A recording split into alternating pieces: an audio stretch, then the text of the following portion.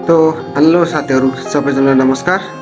मेरो ग्यारेजमा चाहिँ आज टिभीएस कम्पनीको एउटा टेम्पो आइपुगेछ र त्यसको म आज प्रब्लम पत्ता लगाउँछु। सुरुमा चाहिँ म इन्जिनको मोबिल चेक गर्छु। यो मोबिल चेक गरेर बुझेन और पुसेर फेरि नेक्स्ट एकचोटि हालेर ट्राई गरेको। यहाँ हेर्न सक्नुहुन्छ इन्जिनमा चाहिँ मोबिल छैन, एकदम लाज स्टेममा छ।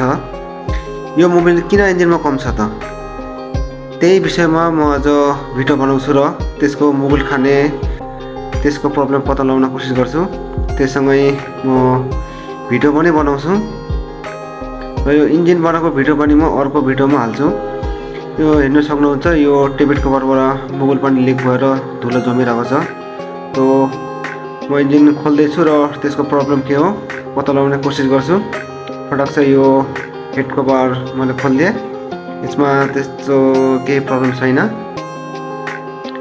अनि यो म पहिला हेड निकाल्छु।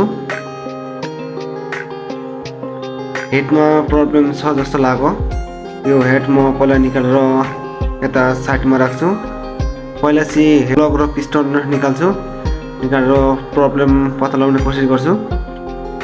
यो हेड यहाँ साइडमा होस्। यो म ब्लक चाहिँ निकाल्छु, ब्लक र पिस्टन।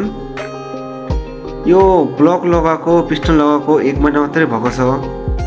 कहाँ बनाएको छ अरे त्यो मिस्त्रीले पत्ता लगाउनै सकेन। 1 महिना पछि मेरो ग्यारेजमा आएछ, मोबिल चेक गरेँ। अघि देखिरहनु भएछ मोबिलै थिएन मोबिल ग्यासमा। अनि पिस्टन पनि यहाँ देख्नु सक्नुहुन्छ, यो मोबिल खाएर पुरा कालो भइरहेको छ। मोबिल खाएर सब डढेर यहाँ जमिरहेको छ। यो मोबिल किन खायो त म त्यही अझ पत्ता लगाउने कोसिस गर्छु। यो ब्लक पनि मैले दिइसकेको छु। यो ब्लकमा त्यस्तो खास केही प्रब्लम पनि छैन, ब्लक यहाँ होस्। अनि यो पिस्टन निकाल्छु म। यो पिस्टन निकाल्छु, यसको प्रब्लम के हो त म त्यो पत्ता लगाउँछु।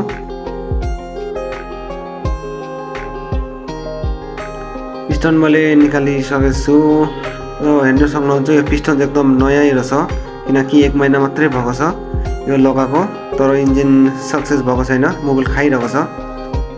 यो टप 1 टप 2 मैले पिस्टनको रिङ निकालिसकेको छ। यो मोबिलको सपोर्ट रिङ अनि अर्को पनि एउटा छ मोबिलको सपोर्ट रिङ। सबै अझ पिस चेक गरिदिन्छु त्यसको प्रब्लम के हो त। यहाँ एउटा प्रब्लम पत्ता लाग्यो यो मोबिल रिङको। यो टिभीएस कम्पनीको मोबिल रिङको चाहिँ यो जुन दुईटा मुख छ नि यो मोबिल रिङको, त्यो चाहिँ डाब्लुमा राख्नुपर्छ टिभीएसमा। यो चाहिँ एम भएर लगाइदिएछ।